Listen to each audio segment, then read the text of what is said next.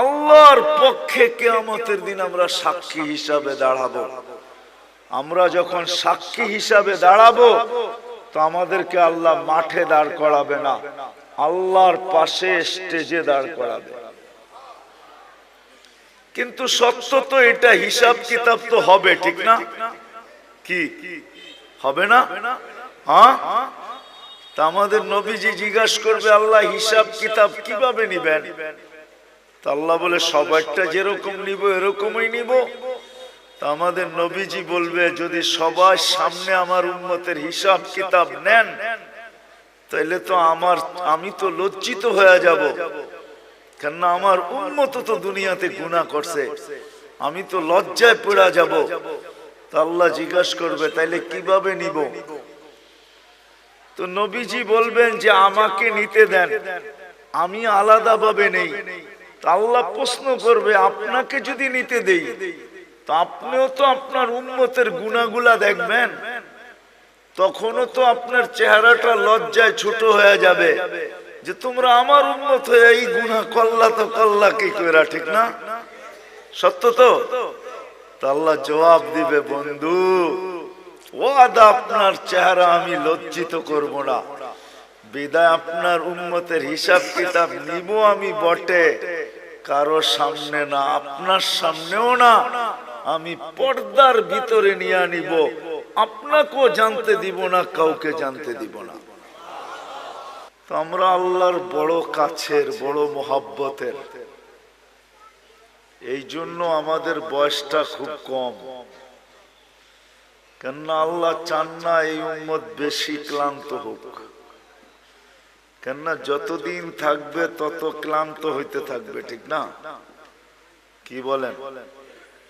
মনে হয় বুঝাইতে পারতেছি না।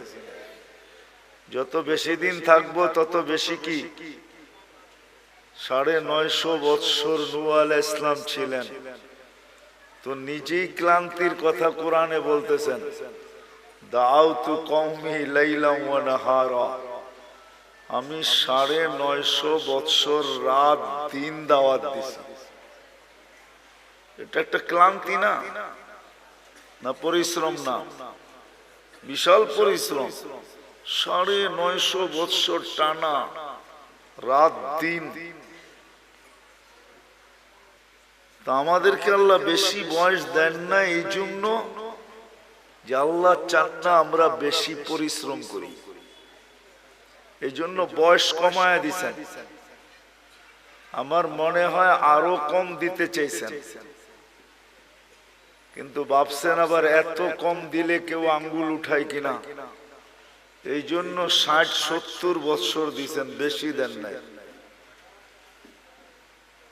কোন উম্মত কতদিন থাকবে দুনিয়াতে এটা কোন নবী রসুল বলা যায় না, কিন্তু আমাদের নবীজি আইসেই বলছে তোমাদের পরিশ্রম বেশি দিন করতে হবে না।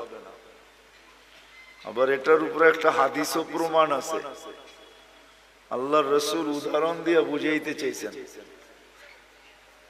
যে কেউ শ্রমিক রাখছেন সকাল থেকে জোহর পর্যন্ত, এতটুক সময়ের বিনিময় পাইছে। কেউ জোহর থেকে আসর পর্যন্ত, সে এতটুক সময়ের বিনিময় পাইছে। আর আমাদেরকে আল্লাহ সময় দিছেন আসর থেকে মাগরিব পর্যন্ত। এই জন্য হানাফি মুযাব বলে আসরের নামাজ একটু দেরি করে পড়ো, যাতে মাগরিব আর আসরের মধ্যখানে ঘন্টা খানিক সময় থাকে। এই জন্য আমরা আসর কিন্তু দেরি করে পড়ি, যেন মাগরিব আর আসরের ভিতরে সময় কম থাকে। তো আল্লাহ রসুল বলছে তোমাদেরকে সকাল থেকে নিয়ে সন্ধ্যা পর্যন্ত বিনিময় দেওয়া হবে। বুঝা গেল খাটাইলেনও কম, আবার বিনিময়ের গাট্টিও দিলেন বড়। গাট্টি বোঝেন? সওয়াবও দিলেন অনেক বেশি, সওয়াবও দিলেন বেশি। আল্লাহর আমাদের সাথে একটা মহব্বত আছে, মহব্বত, ভালোবাসা। অনেকগুলো প্রমাণ দেওয়া যায়, বড় বড় প্রমাণ দেওয়া যায়। চলেন দুই একটা প্রমাণ দেই, যদি বুঝে আসে।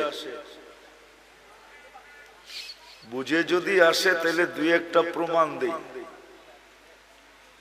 আল্লাহ নামাজ আমাদের উপরে ফরজ করছেন, ঠিক না? হ্যাঁ, কিন্তু পড়ে কয়জন? শতকরা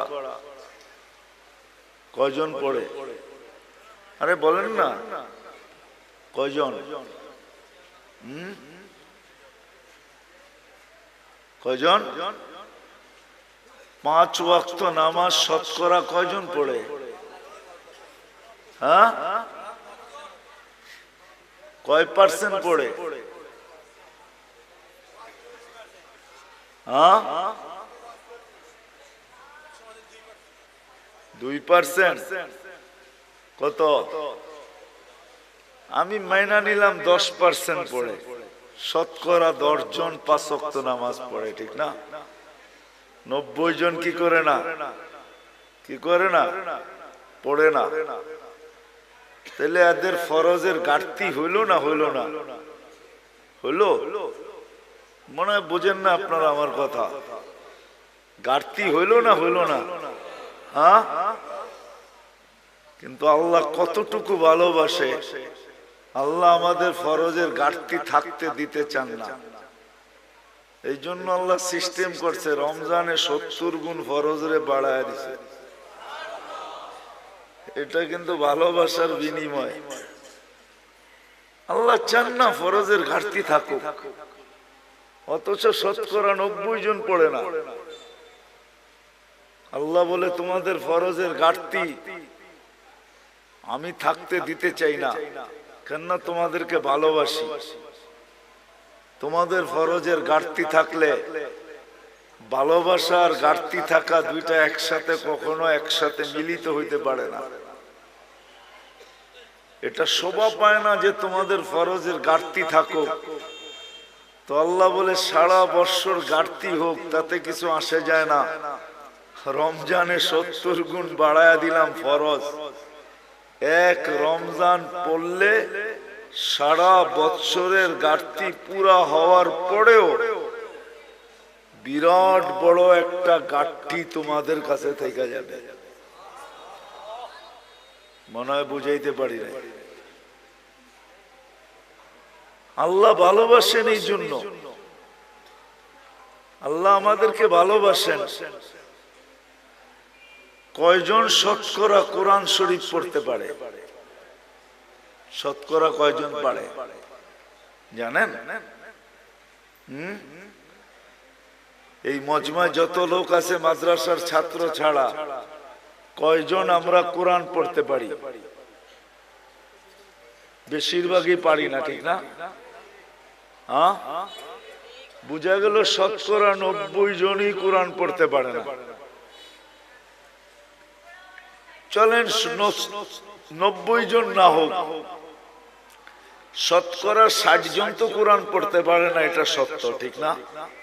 হ্যাঁ, যে কোরআন পড়তে পারে না সে কি কোরআন খতমের সওয়াব পাইতে পারে? যে কোরআন পড়তে পারে না সে তো কোরআন খতমের সওয়াব পাইতো পাওয়াটা সম্ভব না, কেন কোরআনই তো পড়তে পারে না, খতমের সওয়াব কোত্থেকে পাবে? কিন্তু আল্লাহ আমাদেরকে ভালোবাসেন, এই জন্য আল্লাহ বলে কোরআন তোমাদেরকে দিলাম, পড়তে পারো আর না পারো, খতমের সওয়াবের থেকে তুমি বঞ্চিত হও, এটা আমি আল্লাহ চাই না। আর এটা ভালোবাসা, এটা বুঝায়ও না যে তুমি খতমের সওয়াবের থেকে বঞ্চিত হবে। বিদায় আল্লাহ সূরা ইখলাস দিছেন যে একবার পড়বা 10 পারা, দুইবার পড়বা 20 পারা, তিনবার পড়বা, খতমের সওয়াব মিললো না? মিললো না? হ্যাঁ, মিলছে। সত্য তো? হ্যাঁ, পাক্কা।